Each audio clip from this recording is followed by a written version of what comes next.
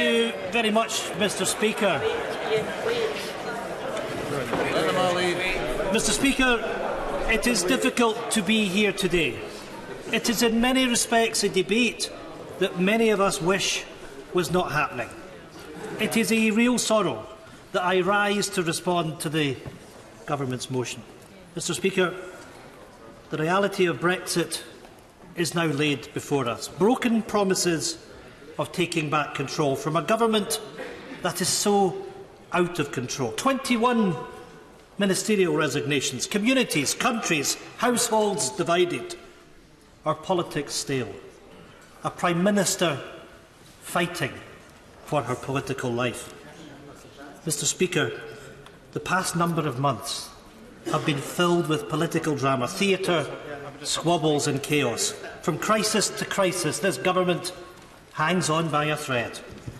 But beneath all of this is the real reality, the hard, cold truth that this is a moment of self-harm in our history. History has a way of teaching us lessons, if only we would listen. At a moment such as this, I reflect on someone that we regard as an icon. Winnie Ewing, Madam McCoss, who came into this House 51 years ago for the seat of Hamilton, represented the Highlands and Islands at the European Parliament and fought hard to make sure that Scotland benefited from its membership of the European Parliament, something I can see right throughout my constituency with all the signs of projects that were funded by European money. And we had a welcome year in the European Parliament, and indeed Winnie played such an important part in the development of that institution. We've heard of the importance of Erasmus today, and it holds a special place in the SNP's heart because it was Winnie Ewing who chaired the European Parliament's European and Culture Committee on Erasmus when it was established in the 1980s. That's the legacy of someone that fought hard to make sure that all of us benefited from that European membership. And if I can contrast the approach that we've had from Europe with this place, and I want to quote from the great lady herself, "Time after time, on matters great and small, we are still standing on the sidelines, mutely accepting what is decided elsewhere, instead of raising our voices and making our own choices. Scotland's much vaunted partnership of Jonah and the whale."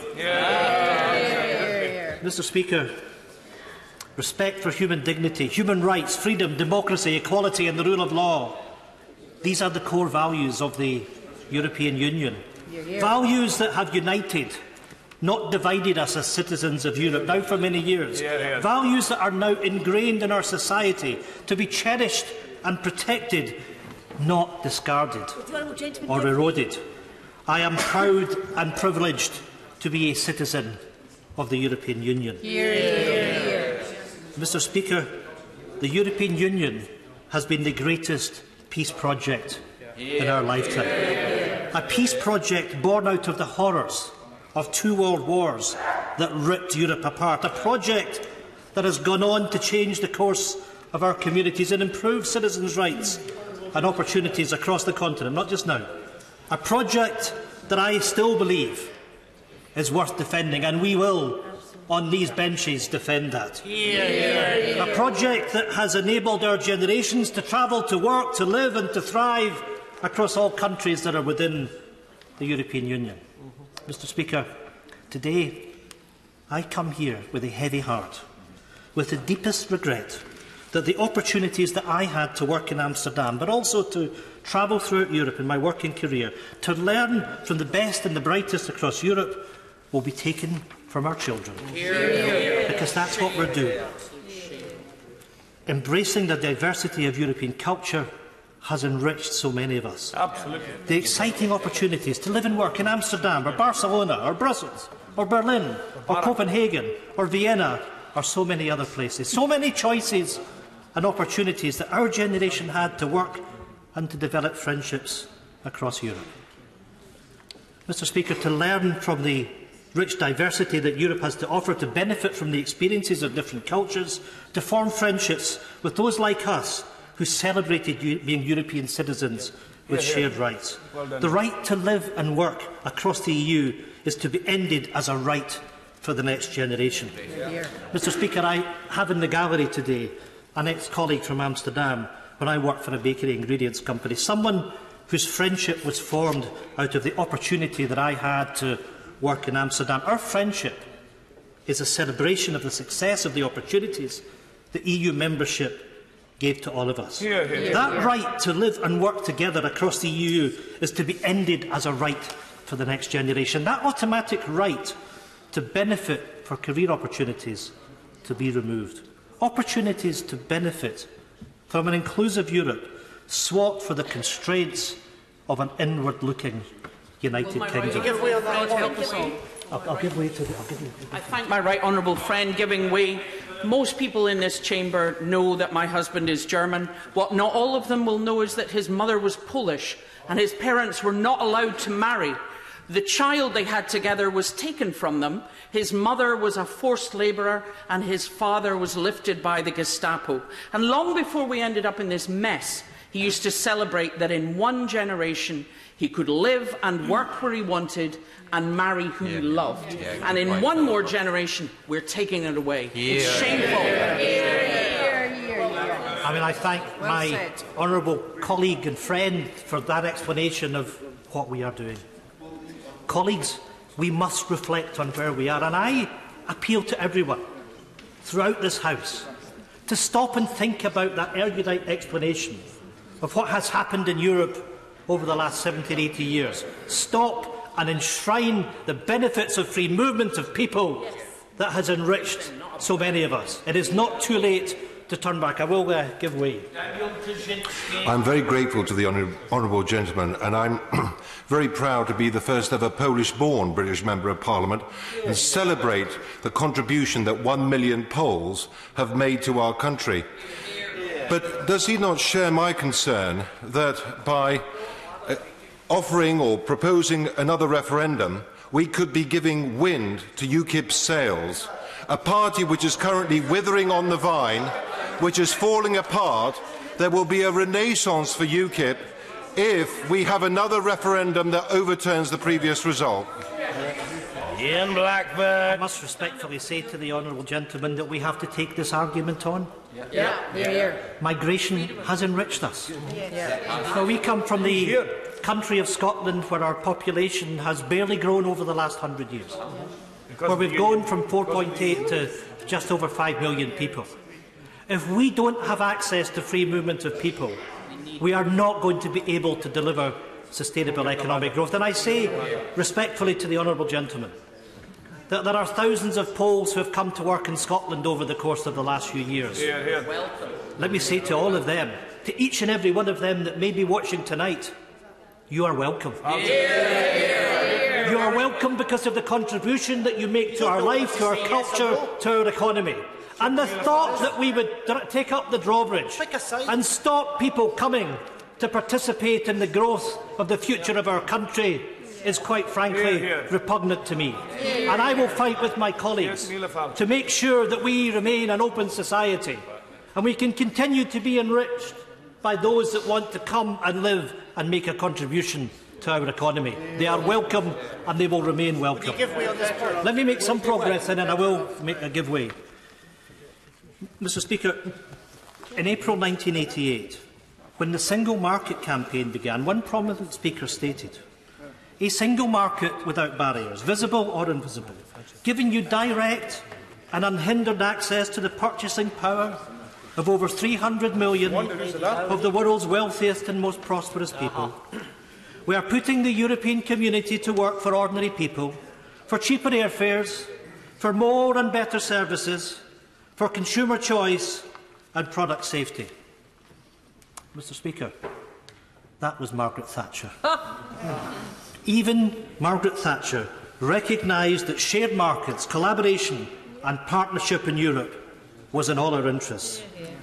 Many may be puzzled why I begin by expressing the sentiment and not directly the content of the government's motion.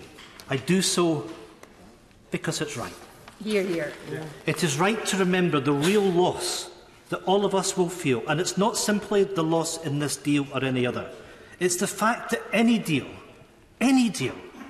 will mean a loss to our economy, to our society and our children. We in the SNP have long argued and continue to believe that staying in the European Union is the best option for Scotland and indeed for all parts of the United Kingdom.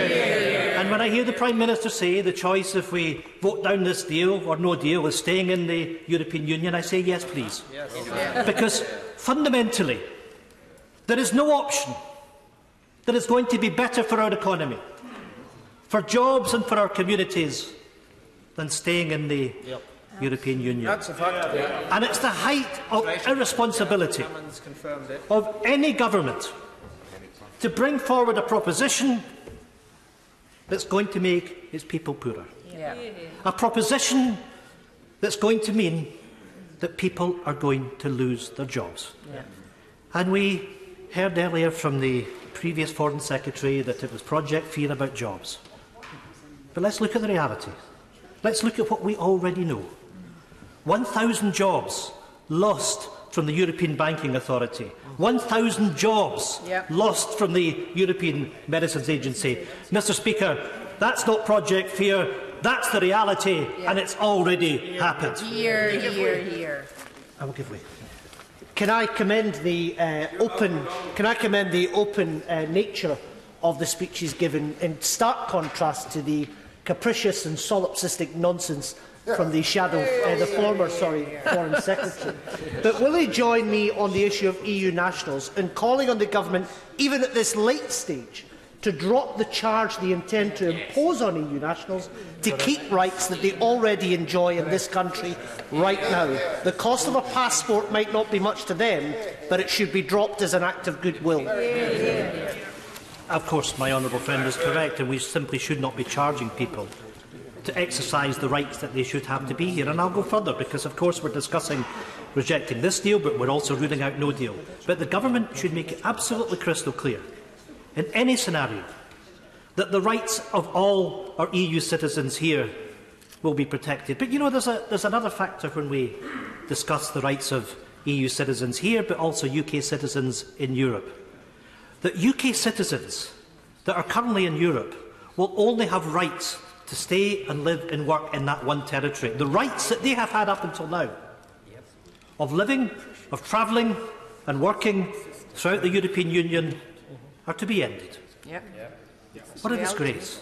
And many of these European citizens, I know of people that live in Belgium but work throughout the European continent, are going to have those rights countermanded. That, Mr. Speaker, is a disgrace. Let me make some progress, and I will move on. Mr. Speaker, whilst we respect that England and Wales voted to leave the European Union, we ask that the government respect that Scotland did not. However, it is clear that the UK government has no intention of respecting the will of the Scottish people, as the deal that we are asked to support will do nothing to bring harm and hardship socially, economically and politically to Scotland. And, Mr. Speaker, we must remember that this fight, this huge struggle and burden on our society that now faces us from Brexit, comes from the Tory party and the Tory party alone. The European debate was an internal battle for the Tories, and they drove it into the public discourse, into a bigger battlefield, not because of the interests of the citizens of this country, but because of the deep divisions and narrow interests within the Tory party itself, not outside of it. We know today that it does not have to be so. We know that the Prime Minister's deal will be voted down. We know it, she knows it. This House should also vote to remove no deal from the table. There is no scenario where we will be wealthier with Brexit. No government should expose its citizens to economic risk. That is what will happen with Brexit. The government's own analysis shows that to be the case. Mr. Speaker, we must stop this madness. We can go back to the people of these islands and be honest with them on the consequences of Brexit. Today, the Advocate General Manuel Campos Sanchez Bordona has advised that EU law would allow the UK to unilaterally revoke Article 50. Until the 29th of March. We can hit the reset button. That, Prime Minister, is called leadership. On that point, will he give way? I'll give way. I thank him for giving way.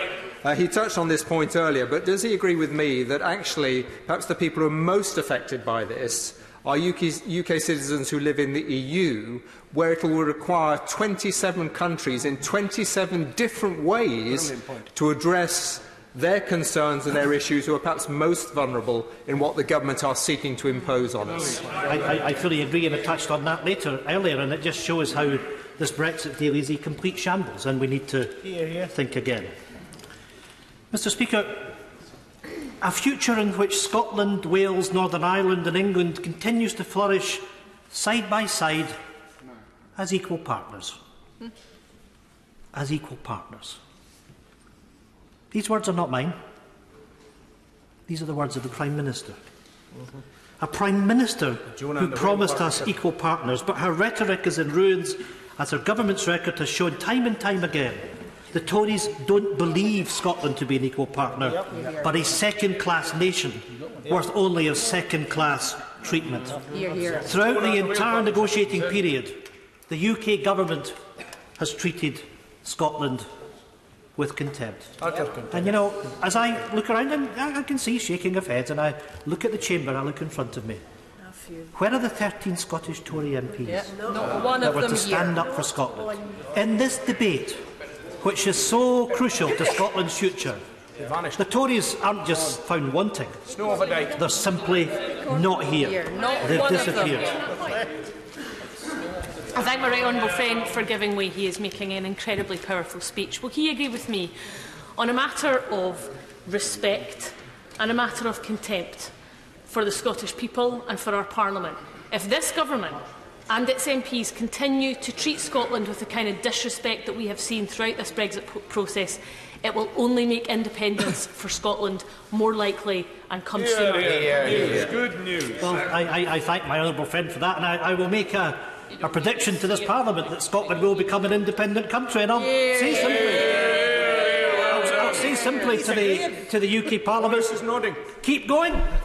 You know, since we've come here, we've had English votes for English laws, we've had the power grab that's taking place, and the people of Scotland will one day make their judgment on what is happening. Mr. Speaker, I want to make some progress because I'm aware that many other people want to speak.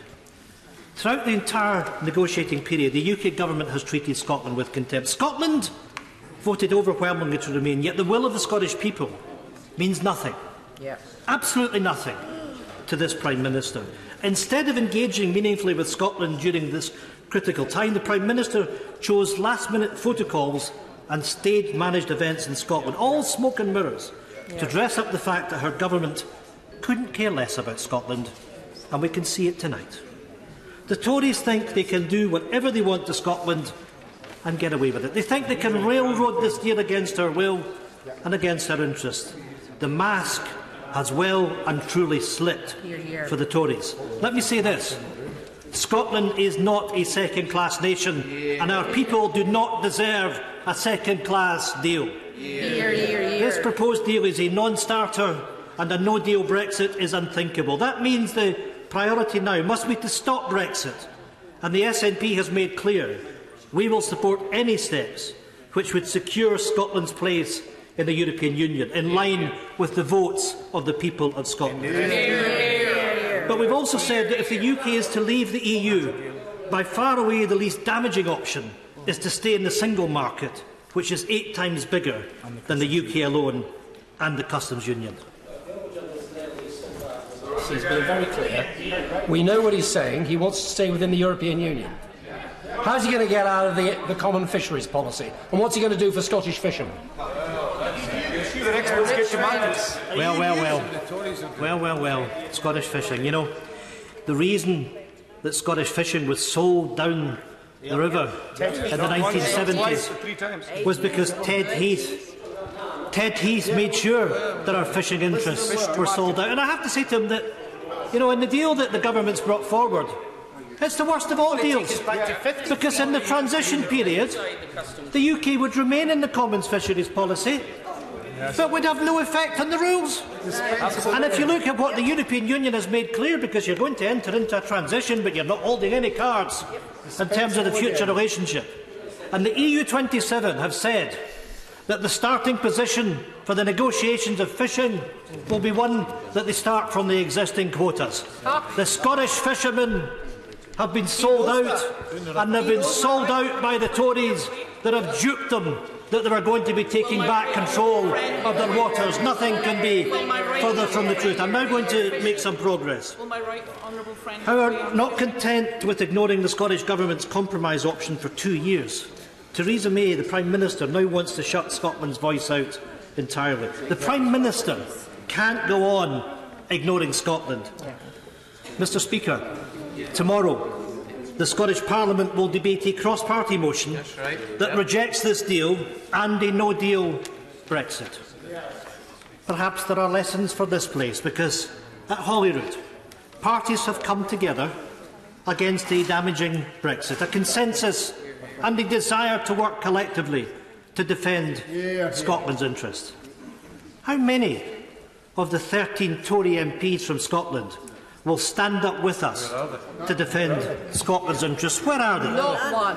I think we know the answer from the failure of the Scottish Tory MPs to stand up against the power grab when Westminster voted to take back control from the Scottish Parliament. We saw then when our powers over fishing, farming and the environment were to be trampled all over by Westminster, and yet the Scottish Tories turned a blind eye. Scottish Tories standing silent as Scotland's Parliament, our Parliament, that the people of Scotland voted for in such huge numbers in 1997, had its powers constrained. The Prime Minister boasts that her deal has support, but I say the Prime Minister, her deal does not have the support of the people of Scotland. Mr Speaker, a poll published earlier this year found that almost two-thirds of Scottish voters believe that the Westminster Government is ignoring their concerns during Brexit negotiations, and there is now more support in Scotland for remaining in the EU than at the time of the 2016 election. According to research for the People's Vote campaign, 66% of Scottish voters support staying in the EU. The Prime Minister, like her predecessors, is out of step with the feelings of the Scottish people. And it's not just Scottish people. Countless experts and professionals right across the UK have said this is a bad deal. Mr Speaker, why is the Prime Minister not listening? The Prime Minister's proposed deal is unacceptable, and it must be defeated in this House. 80,000 jobs will be put directly at risk in Scotland as a result of Brexit. And yeah, I can see ministers shaking their heads. But that's the analysis of the Fraser of Avondale, and indeed the UK Government's own economic analysis points to the fact that a no-deal Brexit would damage the Scottish economy, would wipe out more than 8.5% of our GDP. How any government can impose these risks on Scotland is just simply breathtaking.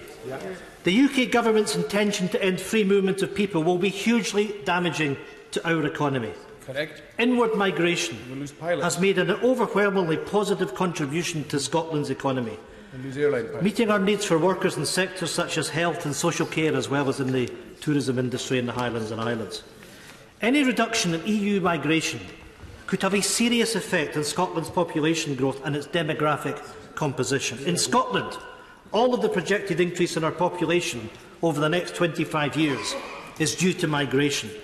According to the Scottish Fiscal Commission, with 50% less EU migration, the working-age population would decline by almost 1%, and the proportion of children would be declined by 4.3%. This deal totally fails to meet Scotland's distinctive needs. I'm grateful, honourable gentleman, for giving way. Just an example of exactly what he's saying came to my ears today. There is a pilot who works for a Scottish airline who has a choice between having a strong EU Dutch passport or having a UK passport. Having a UK passport will mean he'll have to pay about £10,000 for himself and his wife and his children to stay in the UK, or leave him with a weaker passport, whereas he goes with a Dutch passport and works internationally in the airline industry. This is the very damage that the honourable gentleman is talking about, that this government does not care about. Whatever it will do to the transport infrastructure of the Highlands, they will carry on blindly as they've been going. No, he's absolutely right. We must make this point right across Scotland, that there is an existential threat to our living standards, to our workers, and we must make sure that we stop Brexit. And if we can't stop Brexit for the United Kingdom, then we've got to take our own responsibilities to protect Scotland. Mr. Speaker, Brexit uncertainty is already damaging our economy to the tune of £600 per household per year as the value of the pound falls and inflation rises. That's not Project Fear. That has happened. That's what's happened since we had the sheer responsibility of the Vote Leave campaign, with ridiculous statements on the side of a bus promoted by the ex-Foreign Secretary, who should be hanging his head in shame. There is no certainty on the PM's deal on future trading arrangement for goods or services, no certainty on future mobility, no clarity on law, and no guarantee on continued participation in EU funding programmes which support our universities, communities, NGOs and businesses. And uncertainty leads to risks for investment and further risks for our economy. By 2030, under a free trade agreement, GDP would be £9 billion lower than if we stayed in the European Union, equivalent to £1,600 per person in Scotland. That's what Brexit risks. Per year, making the people of Scotland poorer. That's why the Scottish National Party, in all good faith, has offered a compromise. If we are to be dragged out of the European Union against our will, then at the very least, Mr. Speaker, we must remain in the single market and the customs union to protect our economy. Without single market and customs union membership, the future relationship can only be a free trade agreement, introducing barriers to Scottish companies' abilities to trade. This will damage jobs, investment, productivity and earnings. The government's own analysis proves that Brexit is bad for Scotland. Trade volumes, GDP and wages would all fall, while government borrowing and trade costs would increase. All the analysis shows that in a no-deal scenario, that it would be catastrophic, and it's likely that the corporate sector in general is not well equipped to deal with a no-deal Brexit. Correct. It is more important than ever that we are not faced with a false choice between a bad deal and a no-deal. We need to have more time. We must extend Article 50 and take an alternative route to protect our economy. This deal and no deal are not options. Only those reckless enough to risk economic hardship will back this deal. Despite what the Prime Minister said here today, her own Chancellor agrees with the SNP when he admitted on Radio 4 that in economic terms we will be worse off after Brexit after leaving the single market. Even more telling, Mr. Speaker, is the admission from the Prime Minister herself in the House last week. The Prime Minister said in response to the member from Belfast North, what we want to be able to do is in the future be able to have our own independent trade policy. One of the issues in relation to the backstop is whether or not we would be able to do that, not one of the issues we would want to see continuing the backstop for. So the Prime Minister is clear. There is a concern from this government over their ability to be able to strike and implement free trade deals if the backstop comes into force. Why then is the Prime Minister here arguing that this deal delivers? Mr. Speaker, again I ask this House, how could we support a deal and back the government on delivering an outcome that would make our economy smaller and our communities poorer? Mr. Speaker, government ministers have tried to spin support in favour of this deal, citing the support from sectors across the United Kingdom. However, let me say this to those who believe that this deal is the only option. It is not, and we deserve better. Yeah. We know that frictionless trade at the border is crucial for Scotland's food and drink exports, but there is no guarantee of this, as under the deal, border checks and controls will depend on the extent of the UK's alignment with EU customs and regulatory regimes. Yet the declaration contains no commitment to a common rulebook on regulation. The SNP believes that our food and drink sector deserves assurance. They deserve cast-iron protections for their industry, not a false binary choice between a no Brexit and a blindfold Brexit. Yet again, another UK Tory government in Westminster has bargained off our fishing sector.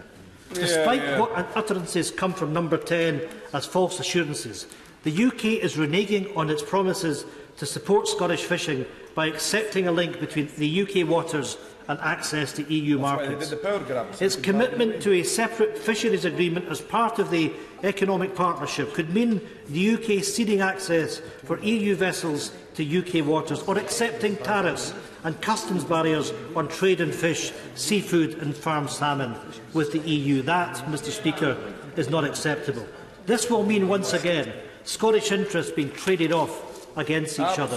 This is absolutely unacceptable, and those in the Scottish Tories who profess to want to protect Scottish fishermen should hang their heads in shame. If the Tories go through the lobbies to protect this government, they will have once again sold Scotland out for party political gain, and, Mr Speaker, they will not be forgiven for it. The UK Government must respect the will of the Scottish people, who voted overwhelmingly to remain in the EU.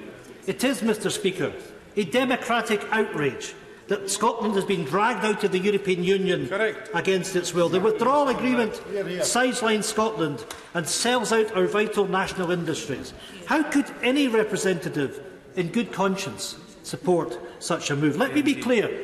Next week, the SNP will reject the withdrawal agreement because it will leave Scotland poorer and rips opportunities away from future generations. Does the Prime Minister show any respect for our mandate at all? No. Does this government have respect for the fact that every Scottish local authority voted Remain and the nation voted 62% in favour of staying in the EU? No. Well, Mr Speaker, in Scotland we will make our voices heard once again.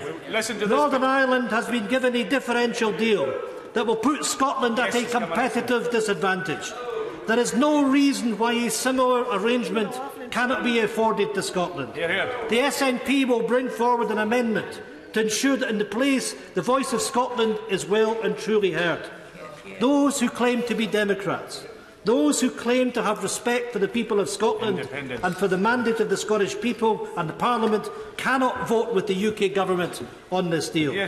It is clearer now than ever before that the only way to protect Scotland's interest is to be an independent nation. Mr Speaker, the First Minister has been very clear that she will set out the next steps in Scotland's future once the terms of the Brexit deal are clear. The process of Brexit has demonstrated weaknesses in the UK's constitutional arrangements.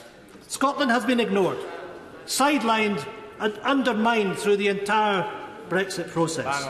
The cost to the people in Scotland of not being independent have been laid bare. Just look at Ireland. Mr Speaker, today is a moment of huge historical significance. A moment that for decades to come, people will remember what this place decided to do if we as public representatives with the responsibility to protect our communities and constituents vote for a deal that will harm and hinder their opportunities, or if we stood up for them. Mr Speaker, this is no ordinary time in our history, and it is no ordinary time for our politics. Brexit has cast the politics of Westminster into a landscape of crumbling certainties. We are at a defining moment. We must stand up for our constituents. We cannot ignore the economic analysis. We cannot drive blindfolded off the cliff edge. We must take back control in this place. We must have the courage of our convictions and yield the power gifted us to do the right thing. We must stop this deal and this government from railroading recklessly over our rights, our freedoms and the opportunities for our people. There is another way. There is time, and we must take it. Sir Graham Brady.